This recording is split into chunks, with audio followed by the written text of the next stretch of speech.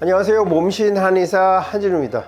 오늘은 또래보다 10년 더 젊게 사는 법에 대해서 말씀을 드리려고 합니다. 노인 인구가 점차 늘어나고 있죠. 평균 연령이 90세에 이르고 있습니다. 그런데 안타까운 것은 60세부터 아프기 시작해서 30년간 건강하지 않은 상태로 생을 살아간다는 것이죠. 그래서 자기 또래보다 10년 더 젊게 산다면 건강한 상태로 인생을 마감할 수 있는 시간이 10년 이상 늘어나는 거기 때문에 그 방법에 대해서 오늘 말씀을 드리려고 하니까요, 영상 끝까지 봐주시고요, 좋아요 한번 눌러주시면 큰 도움이 되겠습니다. 우리가 운동할 시간이 없다 그래서 운동을 이제 안 하게 되죠. 또 뭐 운동이 재미도 없고 나는 운동에 흥미가 없어 이렇게 말씀하시는 분들이 많아요. 그게 뭐 40대 50대까지는 그렇게 사셔도 큰 지장이 없는데 이제 60대 그리고 70대에 이르게 되면 아주 큰 문제를 불러일으키기 시작합니다. 우리가 통증이라든지 소화력, 면역력 이런 것들이 모두 근육량과 관련이 있기 때문인데요, 근육량을 늘리는 방법에 대해서 알아보도록 하겠습니다. 또래 친구들보다 10년 더 젊게 사는 방법, 그 비밀은 바로 근육량에 있습니다.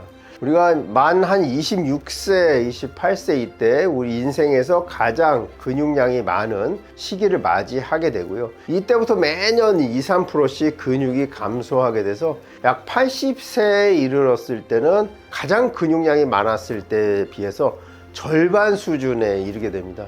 이때 어떤 일들이 일어나게 되냐면 체온이 낮아지면서 면역력이 낮아지고요. 그 다음에 소화 능력이 떨어지게 됩니다.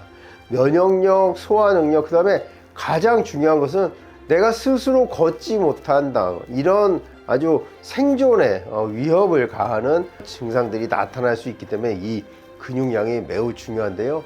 이제 50대가 지나서 60대가 되면은 유산소 운동보다는 저항 운동, 중력을 이용한 무게 운동, 근력 운동을 시작하는 것이 좋습니다. 늙어서 사망하게 되는 가장 큰 이유 중에 하나는 이제 심폐지구력의 저하죠. 숨이 차서 움직이지 못한다든지, 결국에는 사망에 이르는 것은 무엇입니까? 호흡근마저 움직일 수가 없다면 그때는 이제 사망에 이르게 되는 건데요. 우리 몸에 있는 근육을 잃지 않도록 노력하는 것이 60대, 70대 이후에 매우 중요한 건강 포인트가 되겠습니다. 60대, 70대에 얼마나 근육을 덜 소실되는지, 덜 잃어버리는지, 오히려 늘릴 수 있다면 금상첨화겠죠. 이 근육량의 차이가 10년의 나이 차이를 보이게 되는 것입니다. 노인의 연금보다 더 중요하다고 말하는 근테크, 재테크보다 더 중요한 근테크, 근육량을 누가 젊어서 많이 확보를 하느냐, 그리고 나이 들어서 얼마나 덜 잃어버리는가, 더 할 수 있다면 좋겠죠. 재테크의 1번은 오랫동안 버는 것이라고 하잖아요. 그럼 근육도 마찬가지죠. 오랫동안 근육량을 늘리는 것이 근테크의 1번입니다. 따라서 우리 몸에 있는 큰 근육, 엉덩이, 허벅지, 이 근육을 다 더하면 우리 온몸에 있는 근육의 절반 이상이 됩니다. 약 70%에 이르는 큰 근육이에요. 엉덩이, 허벅지 근육, 엉덩이 근육이 튼튼하면 우리가 노년에도 건강하게 살 수 있는 자산이 되는 것이죠. 이때 플랭크라든지 스쿼트 같은 맨몸 운동을 통해서도 근육들을 늘려줄 수가 있습니다. 여기에 이제 코어 근육, 척추를 따라서 우리 몸 중심에 있는 코어 근육, 그 다음에 엉덩이, 허벅지 근육을 위해서 플랭크, 엎드려서 버티는 운동이죠. 그 다음에 스쿼트, 제자리에 앉았다 일어났다 하는 맨몸 운동이죠. 여기에 브릿지라고 해서 뒤로 이렇게 몸을 들어 올리는 이런 운동까지 해주면 코어 운동, 엉덩이, 허벅지 운동이 되겠습니다. 이때 간과하지 않아야 할 것이요, 바로 제대로 하는 것입니다. 혼자서 집에서 그냥 유튜브 보면서 하다 보면은요, 자기 마음대로 하게 돼요. 어느 날 갑자기 운동이 쉬워집니다. 왜? 올바른 자세가 아니면 굉장히 쉽게 할 수가 있거든요. 그런데 그 다음날 보면 어디가 아파요. 무릎이 아프다든지 어디 팔꿈치가 아프다든지 아픈 데가 나옵니다. 이건 올바른 자세가 아니기 때문입니다. 그러니까 우리가 운동을 하다가 부상이 생기는 경우는 대부분 너무 많이 하거나 잘못된 자세로 하거나 이 두 가지에 속하는 경우가 많거든요. 따라서 운동 지도사라든지 어떤 그 보건소 이런 데서 알려주는 센터에 가서 올바르게 지도받는 편이 좋고요. 좀 더 경제적으로 여유가 있는 분들은 퍼스널 트레이닝이라고 해서 PT를 받는 것도 권유해 드립니다. 노년에 돈 쓸 때가 있다면 PT에 투자하는 것이 가장 효율적이지 않은가 이런 생각을 합니다. 돈이 아무리 많더라도 건강이 좋지 않으면 그 돈을 쓸 수가 없습니다. 그러니까 노년에 근테크를 잘 하시기를 권해드립니다. 자, 운동을 하게 되면 근력만 좋아지느냐? 우리 뇌 건강도 좋아집니다. 운동을 할 때 BDNF라는 신경 팩터가 분비가 된다고 하는데요. 이것이 뇌를 활성화 시킨다고 알려졌습니다. 이 이외에도 운동을 하면 혈류가 좋아지기 때문에 뇌에 충분한 혈액이 공급되면서 치매를 예방하고 뇌 건강을 유지할 수가 있는데요. 어떤 보고에 의하면 앉아 있다가 일어서는 것만 해도 뇌 기능이 활성화된다는 보고가 있었습니다. 특히나 손을 움직일 때 뇌가 활성이 되니까요. 손발을 같이 이용하는 운동을 하시면 뇌 질환을 예방하고 뇌 건강을 지킬 수가 있겠습니다. 자, 바쁜 일상 속에서 우리가 근력을 강화하고 체중도 조절할 수 있는 좋은 방법이 있는데요. 바로 걷기입니다. 걷기가 운동이 안 된다고 주장하는 사람들이 있는데 왜 그런 주장을 하는지, 그러니까 더 격렬한 운동을 하라는 분들은 제가 그걸 받아들일 수가 있겠습니다. 그러니까 걷기보다 뛰기가 더 건강에 도움이 된다. 그러니까 뛰는 사람들한테는 걸으라고 말을 안 하죠. 아무것도 안 하는 사람한테 걸으라고 이렇게 말씀을 드리는 겁니다. 보고에 의하면은요, 하루에 약 4,000보만 걸어도 충분히 운동이 가능하다, 이런 보고도 있어요. 근데 제가 생각할 때는 그거는 좀 적은 것 같고요. 대중교통을 이용하지 않는 분들은 하루에 2,000보 걷기도 조금 어렵습니다. 근데 지하철을 이용한다 그러면 일단은 3,000보 정도는 확보가 돼요.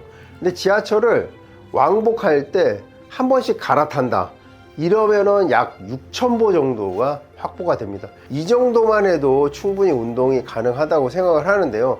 다만 문제가 되는 것은 한 번에 쭉 6,000보를 걸으면 건강에 훨씬 더 도움이 될 텐데, 오전에 3,000보, 오후에 3,000보 이렇게 걷는 것이 쭉 6,000보를 걷는 것만큼은 이제 운동 효과는 기대하기가 좀 어렵겠습니다만은, 그것도 안 하는 분들이 많기 때문에 하루에 6,000보 정도는 걸어주는 것이 좋겠다. 여기에 정말 운동 효과를 보려면 8,000보에서 10,000보 정도는 걸어주는 것이 어떨까 하고 제안을 드리는 겁니다. 10,000보를 제가 걸어보니까 1시간 반에서 1시간 40분 정도 걸어야 돼요. 그러면 결코 적은 운동량이 아닙니다. 충분한 운동량이니까. 근데 10,000보가 또 어떤 기사에서 보면 일본에서 만복에 팔아먹으려고 10,000보라고 그랬다. 그런데 참 10,000보라는 것은 충분히 많이 이런 의미로 받아들이면 되겠습니다. 어느 날은 9,000보 걷고 어느 날은 8,000보 걸으면 어때요? 하여튼 10,000보라는 어떤 이상적인 숫자를 향해서 열심히 노력하는 것 자체가 건강을 위해서 우리가 생각을 하는 것이기 때문에, 요즘에 스마트폰이나 스마트워치가 얼마나 기능이 좋습니까? 걷기 시작하면 바로 몇 보 걸었는지를 알려주잖아요. 또 몇 걸음 걸으면 캐시백을 해주는 앱도 있고, 우리 정부에서도 서울시에서도 그런 앱들을 운영하는 것으로 알려져 있으니까 걷기도 걷고 상품도 얻을 수 있다면 일거양득이겠죠. 하여튼 충분히 걸어주는 것, 이것만 해도 아무것도 운동을 안 하는 사람보다는 훨씬 건강해질 수 있다는 거 명심하시기 바랍니다. 바빠서 운동을 못한다 이런 분들이 계신데요. 운동은 시간을 따로 먼저 빼놓고 운동을 하고 남는 시간에 일을 한다, 이렇게 생각하시면 운동을 충분히 하실 수가 있습니다. 우리 한의원에서 이제 체중 조절을 하시려고 오는 분들, 운동할 시간이 없어요. 그러면 출근할 때 또 바쁘죠. 퇴근할 때 지하철 정거장 하나 먼저 내리거나, 시간 여유가 있으면 2개를 먼저 내려서 좀 걸어라. 지하철 정거장 2개면은 약 30분에서 1시간 사이 거리가 됩니다. 지하철 정거장 하나가 한 20분 정도 대략 걷게 되더라고요. 저 같은 경우는 청량리나 제기동 갈 땐 걸어가거든요. 제기동까지가 딱 지하철역 2개인데요. 1시간 조금 안 걸려요.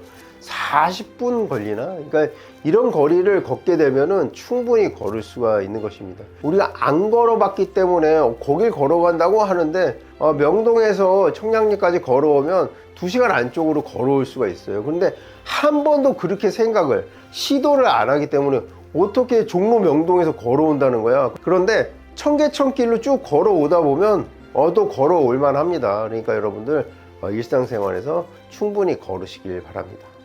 또 운동에 대한 착각이 한 가지 있는데, 나는 한 가지 운동 열심히 하니까 건강에 충분히 도움이 되겠지라고 생각하시는데요, 운동마다 사용하는 근육이 다릅니다. 제가 예를 들어 볼게요. 한 해 겨울에 제가 등산을 매주 갔어요. 눈 덮인 산이 너무 좋기도 하고 겨울에 할 수 있는 스포츠가 별로 없습니다. 그래서 이제 매주 등산을 진짜 열심히 가서 매주 북한산을 종주 우이동에서 구기동으로 매주 똑같은 루트를 이렇게 갔어요. 그리고 나서 이제 봄이 돼서, 야, 내가 겨울에 등산을 했으니까 하체 운동 아닙니까? 그래서 자전거를 충분히 타겠지 했는데 춘천 갔다가 깜짝 놀랐죠. 이게 근육이 다르구나. 자전거, 등산, 골프, 테니스 전부 그 사용하는 주된 근육이 다를 수가 있으니까 여러 가지 운동을 좀 골고루 해 주시길 권해드립니다.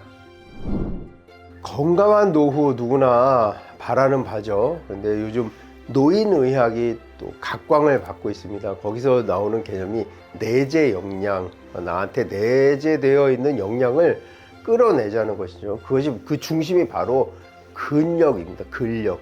내가 스스로 움직일 수 있어야 하고, 노쇠라고 노화로 인해서 쇠약해진 상태가 되면 도움이 필요하게 되잖아요. 나 스스로 독립생활을 할 수 없는 순간 노년이 비참해지게 됩니다. 따라서 나한테 내재되어 있는 근력을 최대한 더 나이 들기 전에 이끌어내는 것이 중요합니다.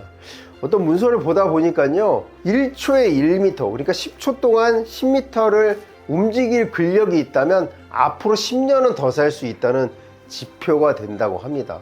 그러니까 우리가 걷기를 열심히 하고 또 균형 유지를 하고 근력을 높여주는 맨몸 운동을 통해서 우리 내재 역량을 높이는, 노쇠한 연령을 뒤로 늦추는 이런 운동의 중요성에 대해서 오늘 말씀을 드렸습니다.